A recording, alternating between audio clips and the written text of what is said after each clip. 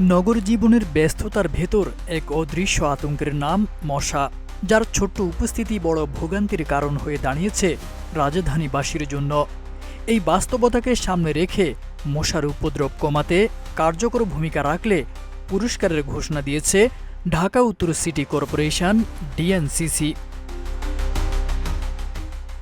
৩০ March Gulshan নগর ভবনে স্বাস্থ্য বিভাগের আয়োজনে ২ দিনব্যাপী প্রশিক্ষণের উদ্বোধন অনুষ্ঠানে এই ঘোষণা দেন ডিএনসিসির প্রশাসক মোহাম্মদ শফিকুল ইসলাম খান। তিনি বলেন, নগরবাসী যেন রাস্তায় চলাচলের সময় মশা নিয়ে অভিযোগ না করে সে লক্ষ্যে সর্বোচ্চ আন্তরিকতা ও দায়বদ্ধতা নিয়ে কাজ করতে হবে। তাত্ত্বিক জ্ঞানের পাশাপাশি মাঠ পর্যায়ে ব্যবহারিক দক্ষতার উপর গুরুত্ব আরোপ করে তিনি জানান, মশার যন্ত্রণায় মানুষ অতিষ্ঠ, তাই বাস্তবমুখী উদ্যোগী হতে পারে কার্যকর সমাধান।